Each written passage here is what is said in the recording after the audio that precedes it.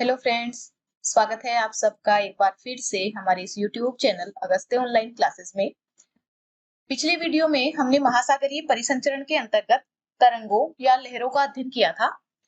आज के इस वीडियो में हम उसी वीडियो से संबंधित प्रश्नोत्तरों का अध्ययन करेंगे जो तरंगों या लहरों से संबंधित हैं। लेकिन वीडियो में आगे बढ़ने से पहले अगर आपने अभी तक हमारा चैनल सब्सक्राइब नहीं किया है तो आप इसे सब्सक्राइब कर लें और बेल आइकन को प्रेस कर लें ताकि आगे आने वाले वीडियोस के नोटिफिकेशंस आपको मिल सकें। और अगर आपको हमारा आज का ये वीडियो पसंद आता है तो आप इसे लाइक एंड शेयर जरूर करें। चलिए शुरू करते हैं आज का वीडियो। विश्व के निम्न महासागरों का बड़े से छोटा क्रम है। देखिए, ये विश्व के 5 महासागरों के नाम दिए गए हैं। इसमें से हमें बड़े से छोटे के आकार में इन्हें जमाना है। तो देखिए, सबसे पहला है प्रशांत महासागर, दूसरा है अटलांटिक महासागर, तीसरा है हिंद महासागर, चौथा है आर्कटिक महासागर और पांचवा है दक्षिणी महासागर। इन 5 महासागरों को हमें क्षेत्रफल के आधार पर बड़े से छोटे के क्रम में जमाना है। तो हम ऑप्शन देखते हैं। क्षेत्रफल में सर्वाधिक बड़ा जो महासागर है वो है प्रशांत महासागर। प्रशांत महासागर के बाद दूसरा महासागर है अटलांटिक महासागर। 1, 2, क्षेत्रफल के आधार पर तीसरा महासागर है हिंद महासागर और क्षेत्रफल के आधार पर ही चौथा बड़ा महासागर है दक्षिणी महासागर और पांचवा महासागर है आर्कटिक महासागर, या हम कहें कि सबसे छोटा है आर्कटिक महासागर। तो हमें इसे बड़े से छोटे के क्रम में जमाना है। तो सबसे पहले आएगा प्रशांत महासागर, फिर अटलांटिक महासागर, फिर हिंद महासागर, फिर दक्षिणी महासागर और सबसे अंत में आएगा आर्कटिक महासागर। तो इस क्रम को फॉलो करने वाला हमारा ऑप्शन है ऑप्शन 2, ए, ब, स, ये और द। तो इस प्रश्न का सही जवाब है ऑप्शन 2। नेक्स्ट है विश्व का सबसे गहरा गर्त है। विश्व का सबसे गहरा गर्त है तो इसका सही जवाब है मेरियाना गर्त या मेरियाना ट्रेंच, जो प्रशांत महासागर में स्थित है। मेरियाना गर्त प्रशांत महासागर का गर्त है। नेक्स्ट है व्यापार की दृष्टि से सबसे व्यस्त महासागर है। कि व्यापार की दृष्टि से सबसे व्यस्त महासागर है, इस प्रश्न का सही जवाब है अटलांटिक महासागर। अटलांटिक महासागर व्यापार की दृष्टि से विश्व का सबसे व्यस्त महासागर है।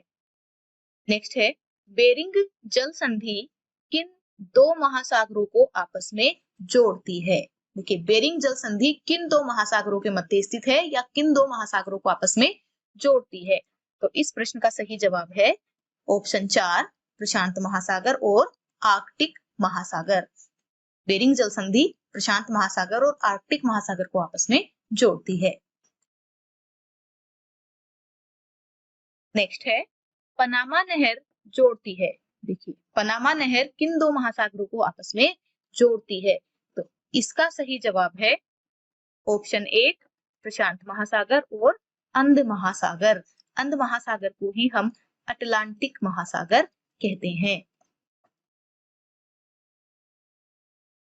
तो पनामा नहर प्रशांत महासागर और अटलांटिक महासागर को जोड़ती है और ये पनामा नहर उत्तरी अमेरिका और दक्षिण अमेरिका के मध्य स्थल भाग को काटकर निकाली गई है।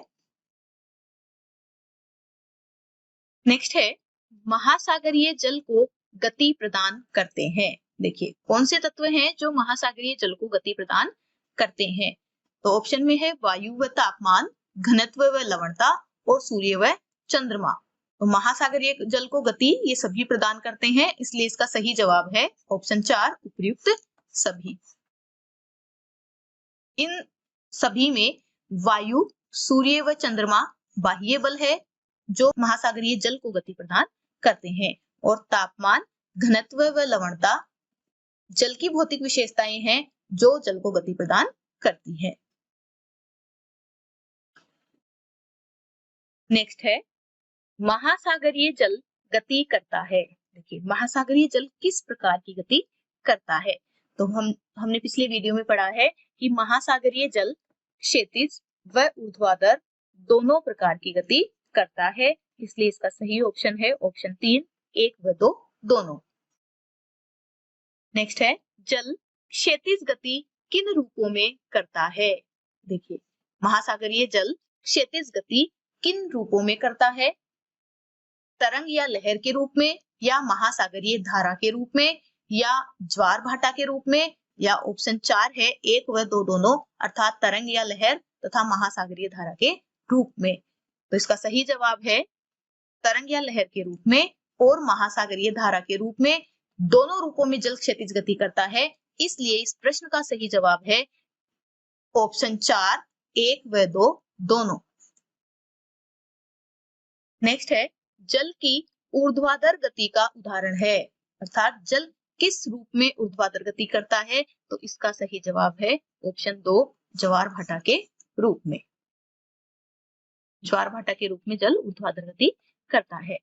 नेक्स्ट है महासागरीय जल दोलायमान गति करता है। देखिए महासागरीय जल दोलायमान गति किस माध्यम से करता है, तो इसका सही जवाब है तरंगों के माध्यम से। तरंगों के माध्यम से जल दोलन के रूप में ऊपर नीचे होता रहता है, लेकिन अपनी जगह से कहीं दूसरी जगह जाता नहीं है, ये हमने पिछले वीडियो में पढ़ा है।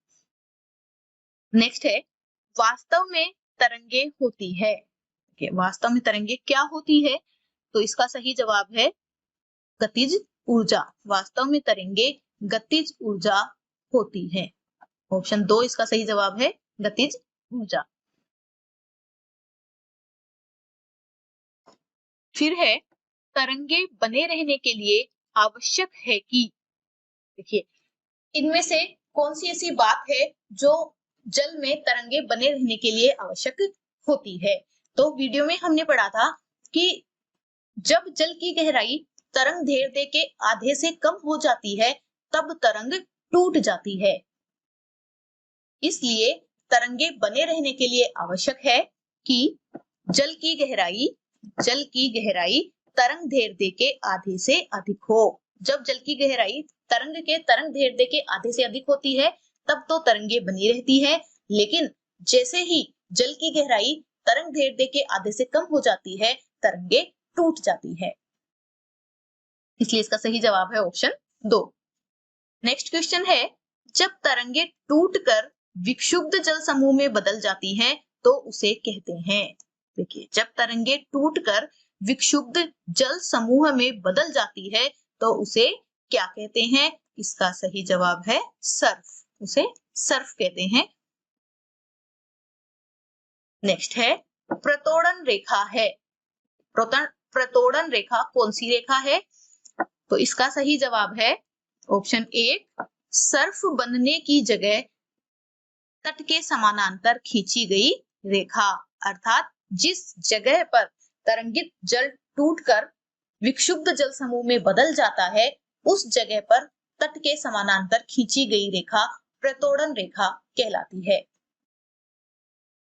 नेक्स्ट है जब तरंगित जल सर्फ में बदलता है और विक्षुब्ध जल समूह तटवर्ती भाग के समानांतर बहता है कहलाती है। देखिए जब तरंगित जल अर्थात तरंगे टूटकर सर्फ में बदल जाती है और जो विक्षुब्ध जल सर्फ में बदलने से जो विक्षुब्ध जल बना है वो विक्षुब्ध जल समूह तटवर्ती भाग के समानांतर बहने लगता है तो उसे क्या कहते हैं, इसका सही जवाब है ऑप्शन 2, वेलांचली धारा।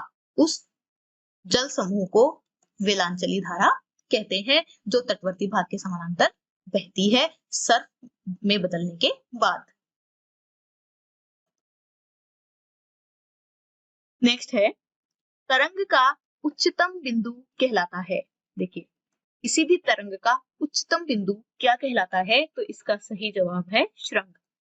इसे तरंग श्रृंग या तरंग शीर्ष या क्रेस्ट कहा जाता है। देखिए इस चित्र के माध्यम से हम ये समझने का प्रयास करते हैं कि ये जो तरंग का उच्चतम बिंदु है ये और ये तरंग है। अब इसके उच्चतम बिंदु अगर हम देखते हैं तो ये वाला बिंदु या ये वाला बिंदु ये तरंग का उच्चतम बिंदु है, तो इस बिंदु को तरंग का शीर्ष, क्रेस्ट या तरंग श्रृंग कहा जाता है। और तरंग के निम्नतम बिंदु को देखिए, तरंग का जो निम्नतम बिंदु है उसका सबसे निचला भाग ये, तो इस निम्नतम बिंदु को तरंग गर्त या ट्रफ कहा जाता है। नेक्स्ट है तरंग आयाम होता है। देखिए, तरंग आयाम किसे कहते हैं कि तरंग की ऊंचाई का आधा तरंग का आयाम होता है। तो तरंग आयाम क्या होगा? तरंग ऊंचाई का आधा। तरंग आयाम तरंग ऊंचाई का आधा होता है। जैसे देखिए, किसी तरंग गर्त से उसके शीर्ष तक की जो ऊर्ध्वाधर दूरी होती है वो तरंग की ऊंचाई होती है। वो तरंग की ऊंचाई होती है और इस ऊंचाई का आधा अर्थात इतना हिस्सा, ये वाला हिस्सा या ये वाला हिस्सा, ये तरंग आयाम होता है। जैसे देखिए, यहाँ से लेकर इसके शीर्ष तक की ऊंचाई, ये तरंग आयाम कहलाती है। तो तरंग आयाम तरंग ऊंचाई का आधा होता है। नेक्स्ट है तरंग दैर्ध्य है। देखिए, तरंग दैर्ध्य क्या होती है? तो हम जानते हैं कि दो लगातार तरंग श्रृंगों के बीच की दूरी या दो लगातार तरंग गर्तों के बीच की जो क्षैतिज दूरी होती है वो तरंग दैर्ध्य होती है। तो इसमें इसका सही जवाब है ऑप्शन 3, 1 व 2 दोनों, अर्थात दो लगातार तरंग श्रृंगों के बीच की दूरी या दो लगातार तरंग गर्तों के बीच की दूरी तरंग दैर्ध्य होती है। नेक्स्ट है तरंग गति का मात्रक है, अर्थात तरंग गति को किसमें मापा जाता है?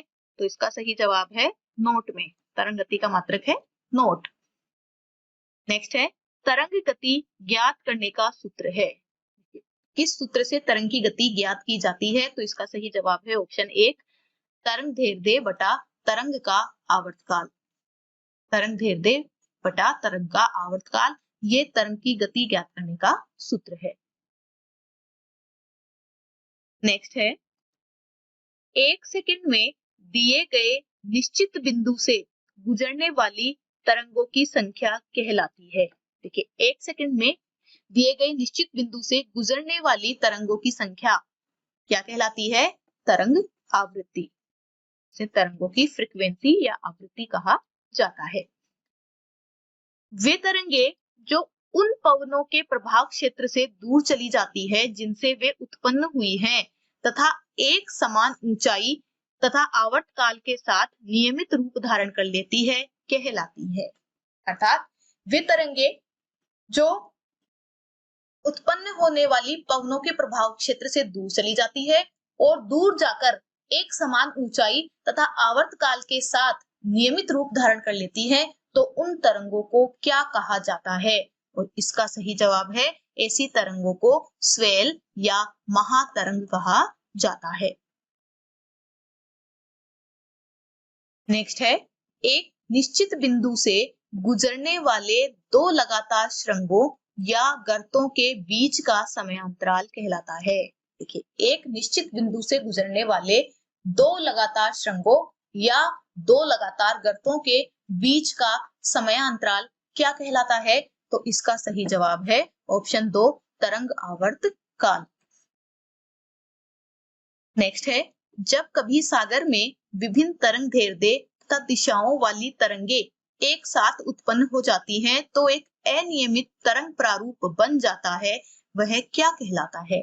देखिए, जब कभी सागर में विभिन्न तरंग दैर्ध्य यानी अनेक प्रकार के तरंग दैर्ध्य वाली तथा विभिन्न दिशाओं वाली तरंगे जब एक साथ उत्पन्न हो जाती है, तो एक अनियमित तरंग प्रारूप बन जाता है। तो उस अनियमित तरंग प्रारूप को क्या कहते हैं या उन तरंगों को क्या कहते हैं? तो उसका सही जवाब है सी। ऐसी तरंगों को या ऐसे प्रारूप को सी कहा जाता है। ये था हमारा आज का वीडियो। धन्यवाद।